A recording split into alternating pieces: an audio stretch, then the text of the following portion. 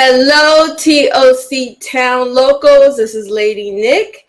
This evening, I'm in the studio with JShep of Standard Music. We finally got him in the studio after so long. Yes. Oh my goodness. I so appreciate you stopping by while you're in the shy. Why don't you go ahead and introduce yourself to TOC Town as the music producer, your new show that you're starting up, and all the wonderful things going on in your life right now. What's up, everybody? This is JShep, Jason Shepherd. I'm born and raised in Chicago, Illinois. Currently living in Los Angeles. A music professional, producer, songwriter, artist, music educator, just all around enthusiast,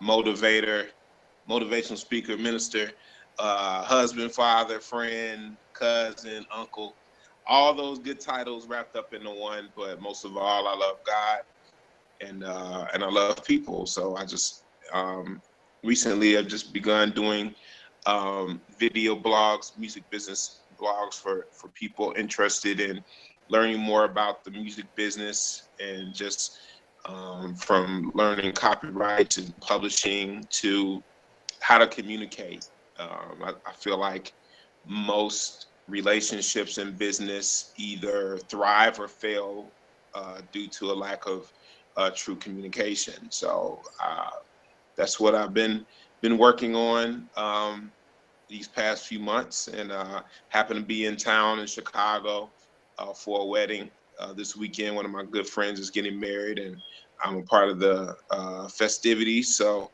just hanging out while I'm here. Awesome. I've been a part of the chats that you've done online for the music business talk by JShep, or with JShep.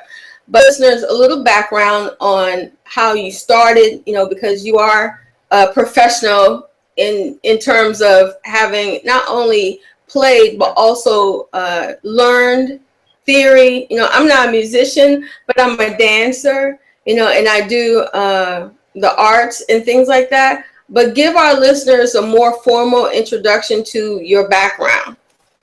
Well, formally, I started taking, my mom put my brother and I in music when we were about 5 or 6, and started learning piano lessons, and then from there went into band in school and played the trumpet.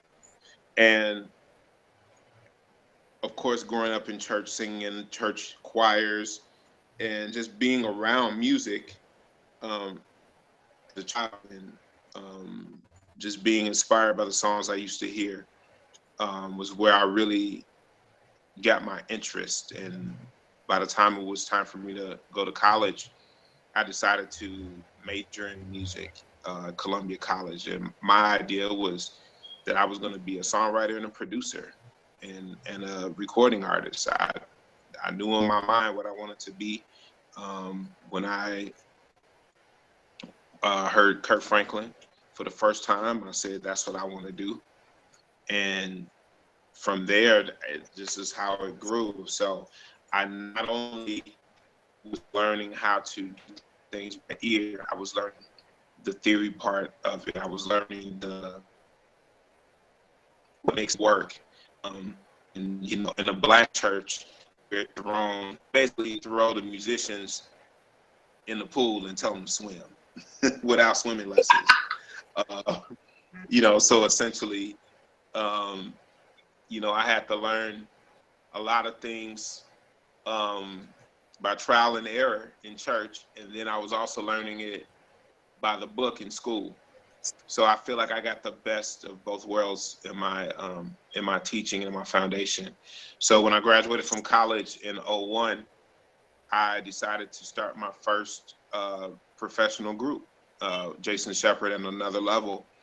And I had that group from 2001 through 2008. And we recorded one project, and Songs Volume 1. And that album helped to create a lot of different relationships here in Chicago and in the Midwest, and we were able to go out and, you know, do concerts and got some radio play. Just got really great exposure from that first experience when I really knew nothing about the quote unquote business. And so there's where I really learned about more the business aspect of what things cost, and how communication is key, how, you know, working with friends can be challenging, but at the same time it can be rewarding. So, you know, that's just kind of how I started. And then from there, in the midst of that, I was working as a minister of music and also as a music educator in Chicago Public Schools. And my wife and I decided to relocate to Houston 2010. And from there is where I started my second group, JShep Standard.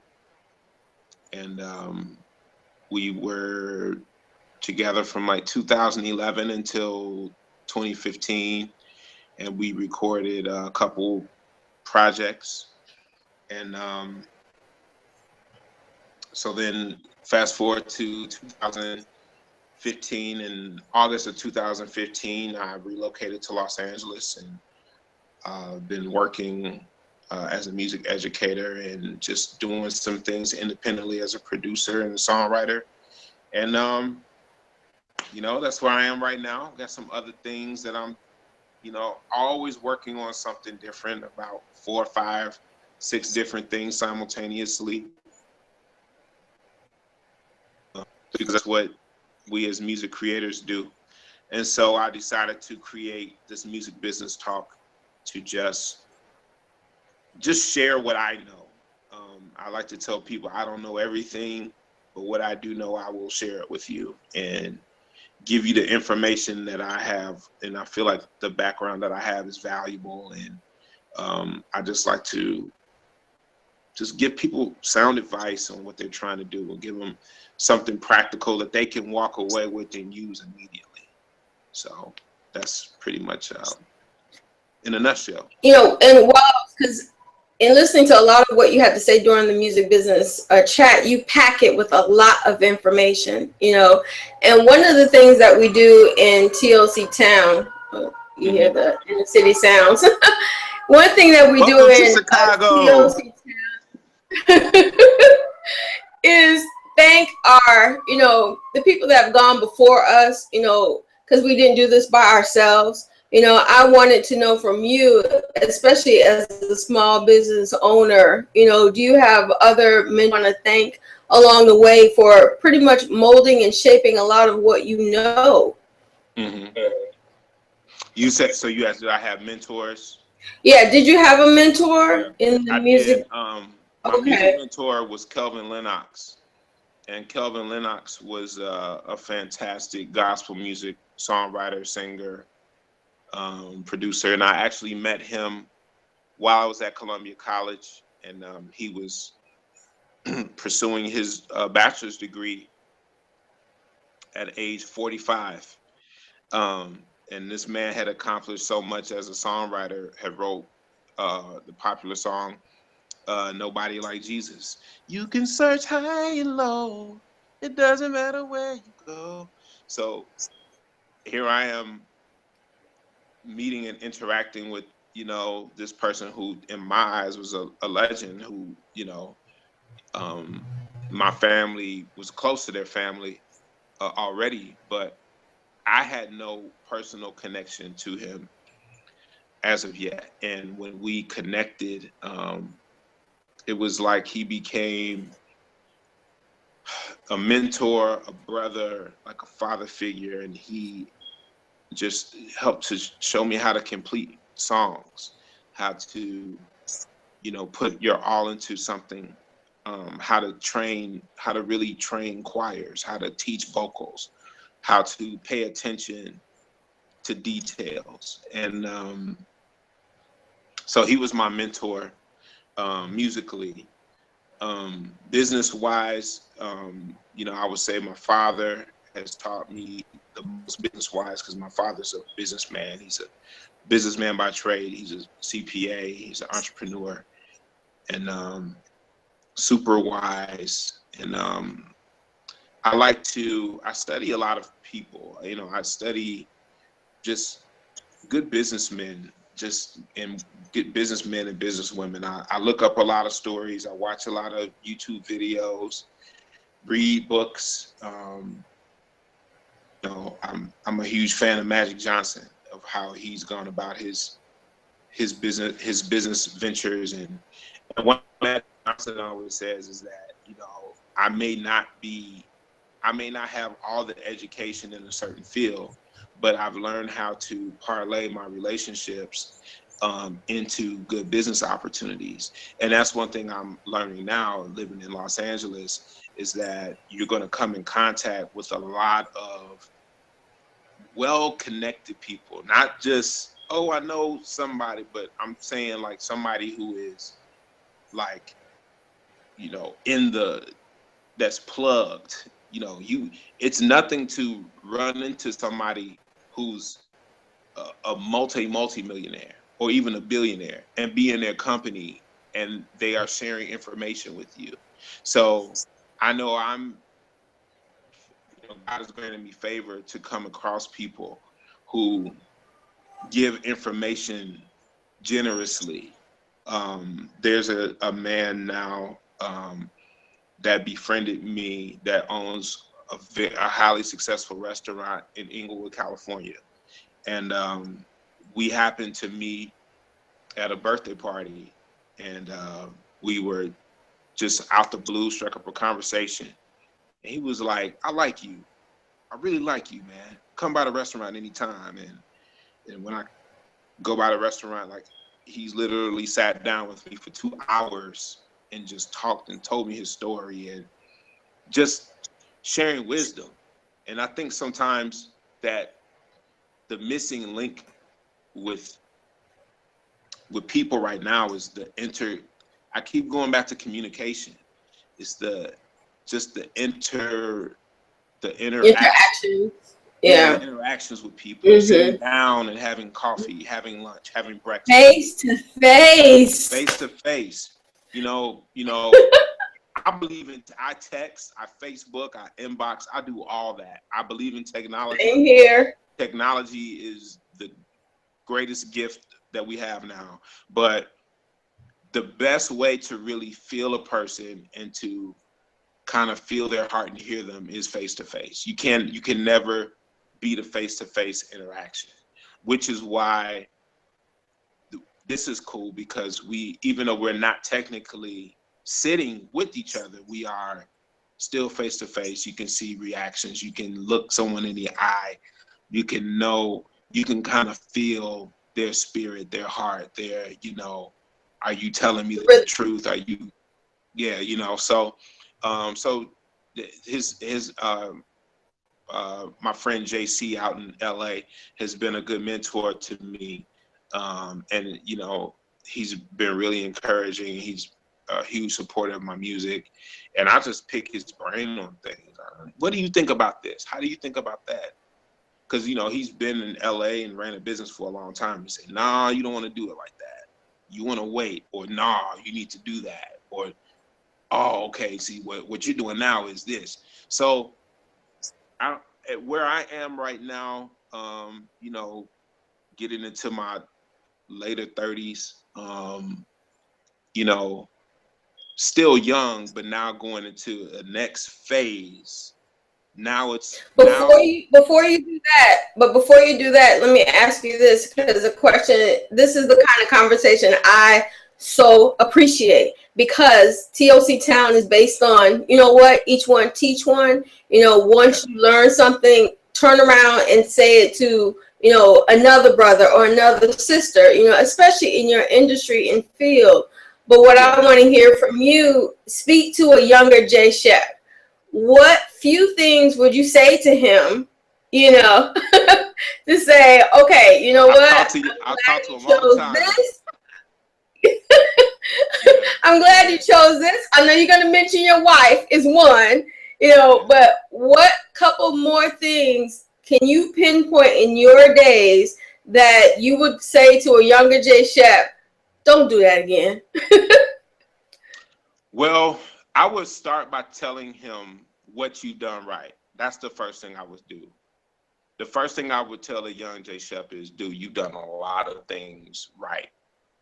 Number one, you married your wife young, and that was the right thing to do. Looking back on it, like, that was great.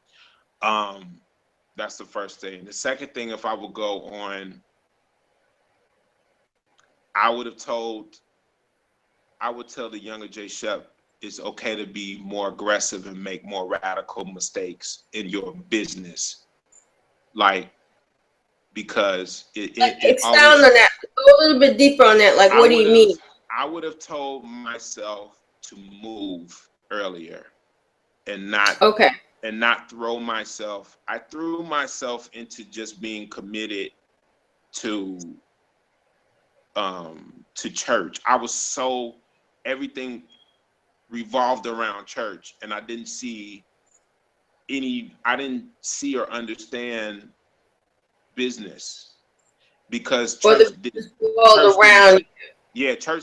doesn't teach business. A lot of them doesn't, and they don't always teach you to know and understand when God is presenting some other opportunities and how to capitalize and use it for your benefit and for the benefit of growing the kingdom of God, which is ultimately. So I would have told myself after my first project to invest a little bit more money and a little bit more time and really find a team of people that you could have grown with to grow that. I would have moved to Los Angeles. I would have told myself to move to Los Angeles straight out of college and figure it out. You would have been a lot more bolder, you're saying, in your choices. You were more conservative from what you're understanding?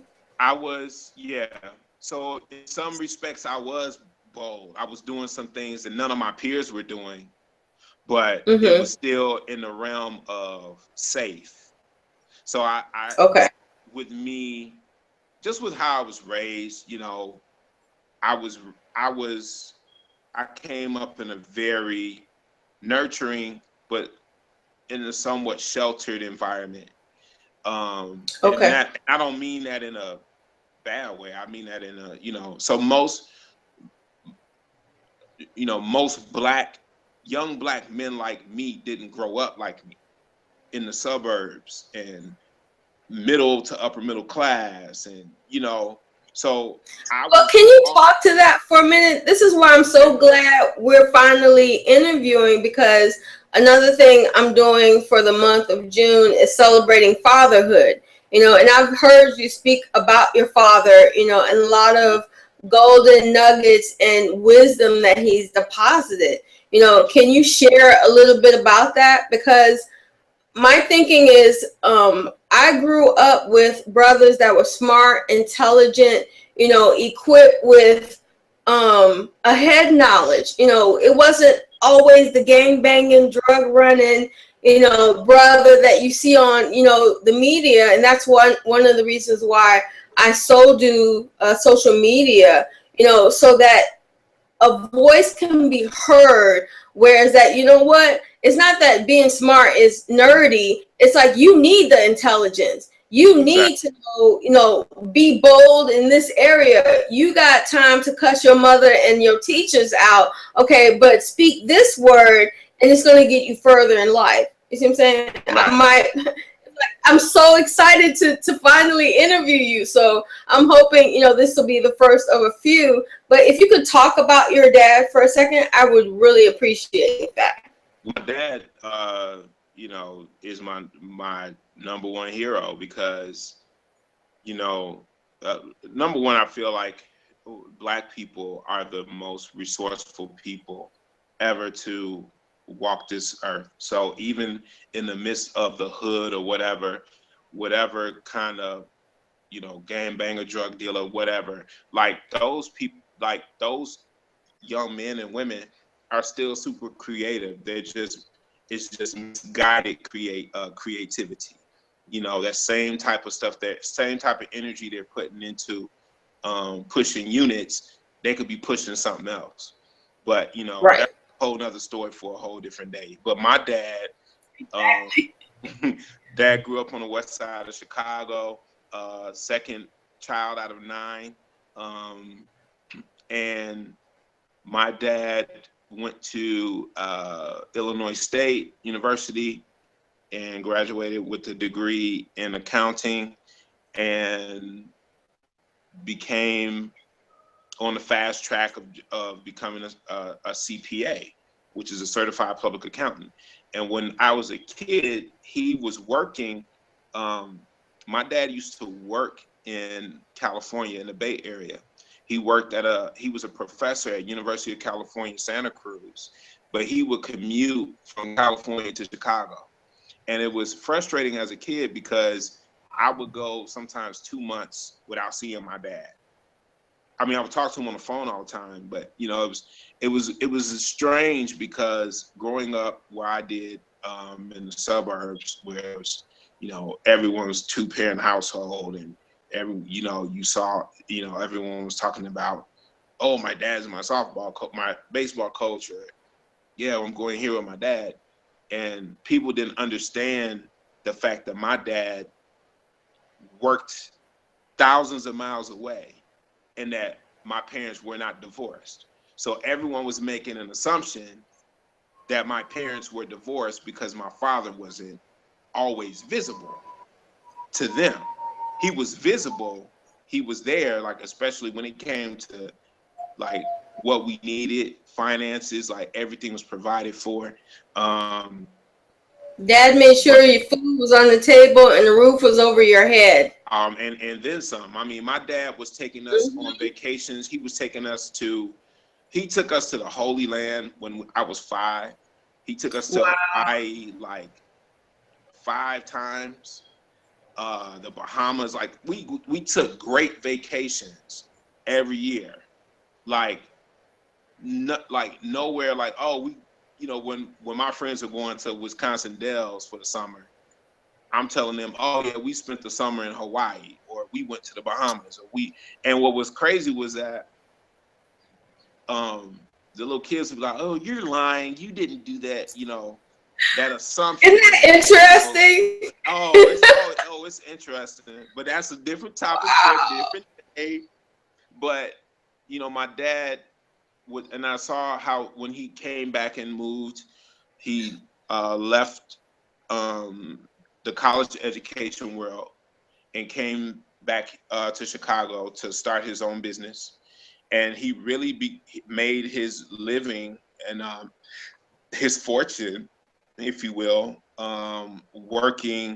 helping churches get their finances together, doing seminars. I would go with my dad, he would do a weekend seminar, and I would go help him sell his books.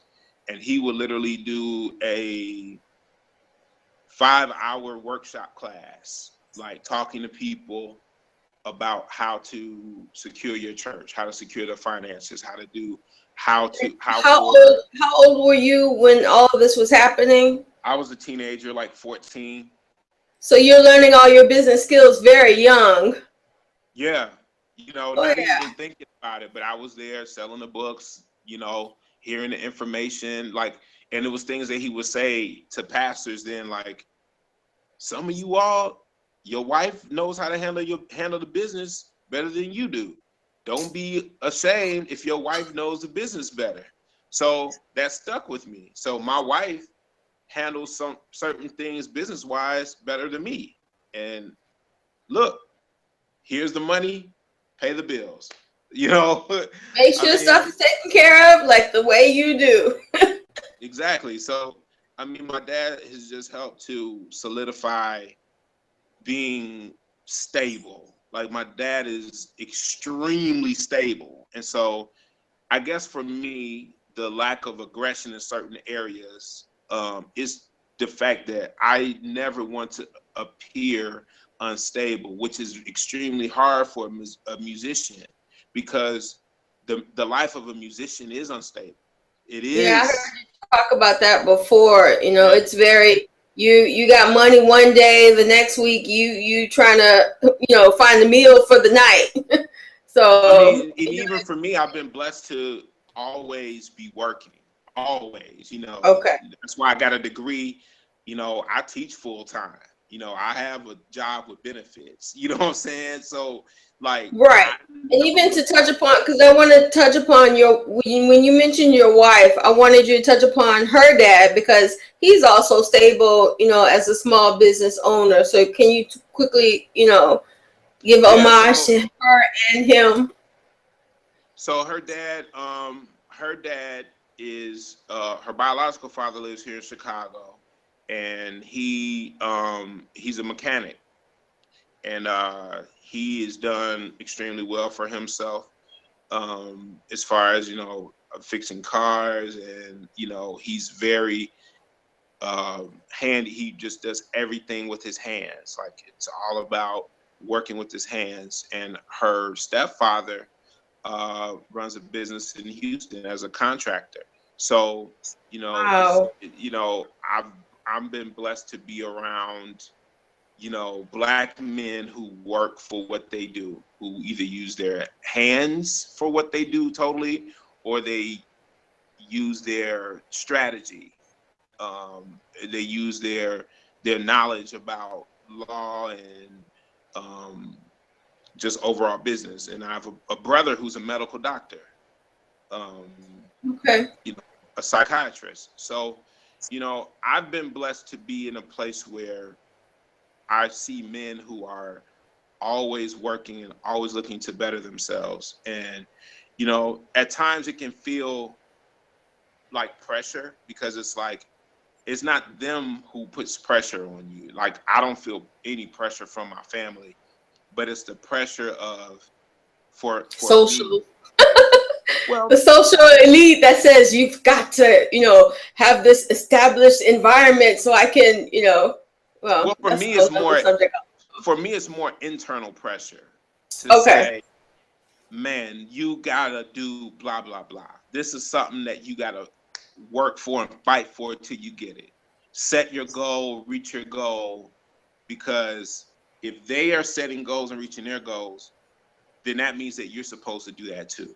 It may not look exactly like theirs, but you should set goals and reach goals, because ultimately that's what I'm teaching my children, especially my son.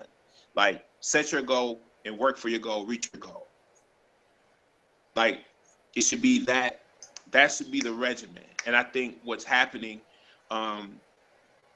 as far as with Black men, with the things that have been happening in society, the objective of showing our young men how to set a goal and how to reach a goal is basic. It's basic. It's basic math. Set your goal, reach your goal, rather than not knowing what you want and you just walking through life aimlessly. And Now, okay, let's frame that in, because in talking about music business, mm-hmm. how do you see a young brother, whatever, multicultural, because I hang with Puerto Ricans, Mexican, and I'm a multicultural kind of a person.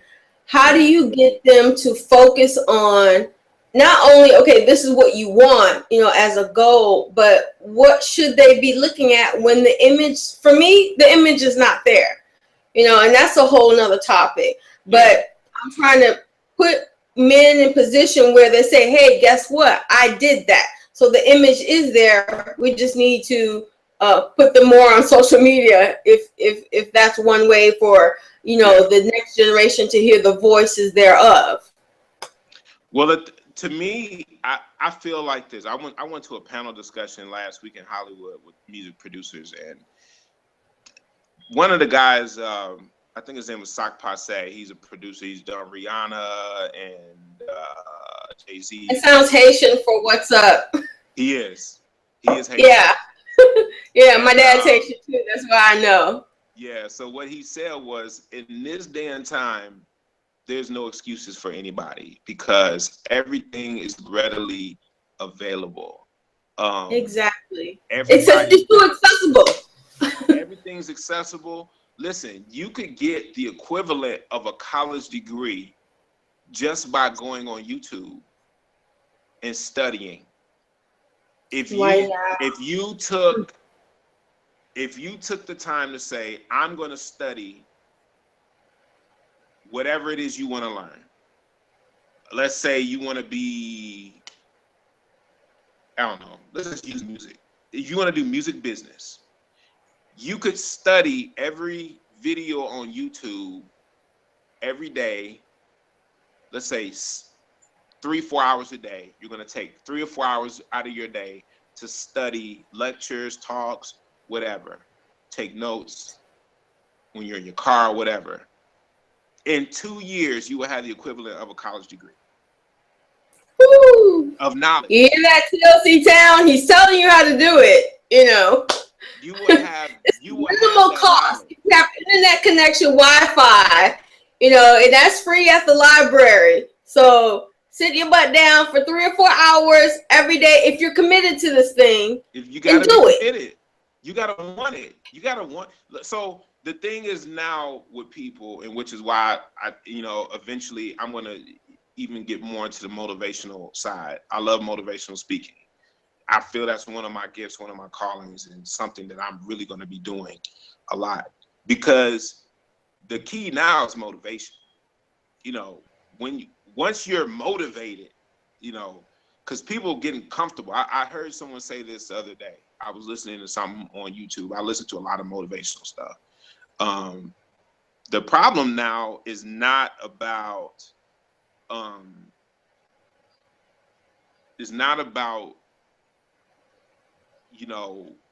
am I gonna have food to eat? Am I gonna wake up, and be out of a home? The problem right now is comfort. Like everybody's so comfortable with where they are because they can just kind of get up and meander around and be average and just be on their phone all day and be average or below average, but you can still go eat a sandwich or a slice of pizza and still just hang out. So what's happening now is there's not this hunger for knowledge. Now, when you go to a third world country, there's a hunger not only for food, but for knowledge. So what we're lacking here is we're malnourished in our knowledge and in our bodies. So my advice to young men is you gotta you have to want it. Whatever image you want to see is out there for you to find it. The Bible says, seek and you shall find. Knock and the door shall be open. That's what the word says. I didn't say that. The Bible said that. Ask, you shall receive. Seek, you will find. Knock, the doors open. So those three things are what I tell young men. What are you asking for? Number 2, what are you looking for? And did you knock? Did you knock hard enough? Because if a door is not being open, there's more doors out there. You're talking to a person that's been told no so many times, but I keep knocking. Even when I tell myself I'm done with this, even when I say I'm done, I'm still knocking somewhere. Because I hear Peter Daniel say, kick the door down if it won't open. Or like if you window, really want it, find a vent, kick it right. Go something. To be Santa Claus. You know what I'm saying? You gotta do something that's gonna get you to that place. That everybody was born with a destiny inside of them. And your whole life, your destiny is crying on the inside for it to happen. Your purpose is crying out for you. So your purpose is your God-given intent for life. Your passion is what's going to fuel you to get there. So with everybody got a purpose, but everybody ain't passionate. So passion is all about motivation. are you passionate enough? So people be like, man, JShep, you doing these music business talks, you ain't charging nobody. And I'm like, look, man, when you passionate about something, you will keep doing it for free and let the money find you. Because guess what? Money is finding me. I have to speak those things in the atmosphere. Money is not dodging me. Money is coming to me. Opportunities are coming to me because I'm passionate about helping others and sharing with others what my purpose is. I'm not telling everybody all of my ideas. There's a difference. I'm not a fool now. I'm not like, I had this. Right, you're not sharing secret ingredients to how JShep does his, creates his stuff. But one thing I do want to ask you, because I know, and I so appreciate the time that you're taking with us. But like, go ahead. Oh, I forgot my question. Oh, it was so good. It'll come back to me. Bring it back, Lord. Bring it back. I know, right? Oh, my memory is righteous. But one thing I do want to touch on, you were talking about motivation and, how do people, one, reach you if they want to start talking about music and getting involved in the music industry, and two, where are you driving, your project? Where do you want it to be? Well, number one, if you want to reach me, you can email me Standard Music, STANDARDMUSIK, Standard Music with the K @gmail.com. Or you can look me up on Facebook and shoot me an inbox. All of my social media is @TheRealJShep. I'm pretty accessible on there. As far as my projects, all of my stuff is on Spotify, Apple Music. One thing I do want to say is that the future and present of music is in streaming. Telling someone to buy your music is played out. I rather listen to the music because the listens is now the new purchase. So it's a new way of, you got to recondition your mind. Every time someone listens to your song, you are getting paid for that. It may be a lower rate, but if you think about it, it's going to be more beneficial to you in the end once the streaming rates and all those laws start coming into. I remember what I had to say. Can I say it real quick? Because I needed you to comment on this. Is that a lot of times when we say it's not, you said that the generation is too lackadaisical and too complacent, where it's not like you're trying to find your next meal, but also you need to tap into a strength where you're able to walk away from certain deals, where it's like the money is there, the opportunity is there, quote unquote, what you're seeing, you're thinking it's the real deal. And you all of a sudden get a hint or note of, okay, that aspect of it is your deal breaker, as they say. Like, where do you find the strength to walk away and heal from certain situations? Like, you know what? That's not for me.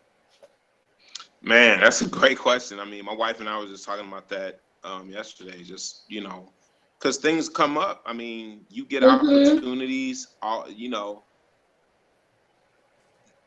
that's the challenge of life, of knowing how to quit your way to success, or as one of my favorite motivational speakers, Eric Thomas, says, he had a speech that said, I'll pass. No, I'll pass, because don't settle for good when you got great coming. So I think it's a personal thing, and you have to be able to know what it is that you want. What did you see in your mind when you set out on your journey? And sometimes you're going to have things that are presented to you. If it don't feel right in your gut, you should just probably say no. Because there's that thing that happens that's like, something saying it's not right. And then there's those times where you're just nervous because you don't know if you can handle it. That's good. So it's And those things are it's minute, it's centimeters, because you may think, oh, this don't feel right, but sometimes it could just be, you just think you think you're not good enough or equipped to handle it. And in those cases, a lot of times in your mind, what it's like, because what the media has, you know, and I grew up in it, so I'm just as guilty when it says it has to be this way when we present it. Oh, you have to have this sound, or, you know, you have to have, you know, when it's like, you know what, when you get down to the real deal of who JShep is in Christ, it's nothing like what the media may, you know, portray. So it's like, okay, I gotta dig down deeper, like your wife mentioned, to even say, you know what, this is who I am, this is who I was created to be. And like you mentioned, you're out to inspire a generation, even if it means some of the stuff that you give away is free, you know, but somebody's got to do it. You know, somebody's got to be the person that breaks the glass ceiling in that regard, where you're thinking, oh, this is as far as I can go. No, it's not. There's so much more we haven't tapped into. So, and I know I could talk to you for a while. I've got so many other things that I want to talk about, but you do have something going on in Houston. You said you're talking on a panel later in August. If you can. Yeah, I want to do something. I'm still setting up the particulars for it. I'm going to be taking my music business talks like on the road, and I want to be able to just go to different cities and really just kind of share with people, just kind of face to face, you know, answer questions and just do, you know, workshops. I have some ideas that I want to do that really help implement growth, church growth. I feel like that is the key to growing any church. That if you have an extremely stable music and arts and worship ministry established, that you're going to be breathing fresh life into your ministry. You're gonna see revitalization like never before. So you know, God's given me some really good thoughts on that, and I'm just now sitting down and just trying to put it on paper and just, you know, just have it all make sense. Write the vision and make it plain. Right, make it plain. So, I mean, I enjoy doing these talks and interviews, and so just let me know anytime. I'll be ready to sit down with you. Definitely. We are moving into a new studio, you know, in the fall. So I got to have you out when you stop by Chicago. Maybe we bring a few more friends in the arts ministry together to talk through some issues that folk don't want to talk about, but we need to say. You know, and it's all good stuff. You know, we need to hear more affirming things of what you can do, you know. Yes, so absolutely. Thank you, sir, and thank you, TOC Town locals, for tuning in. You can always get in touch with us at toctown14@gmail.com if you have more questions for JShep and what he's doing as a music producer and also as an inspirational speaker. So until the next Chief Artisan Trainer session, take care and God bless. Peace.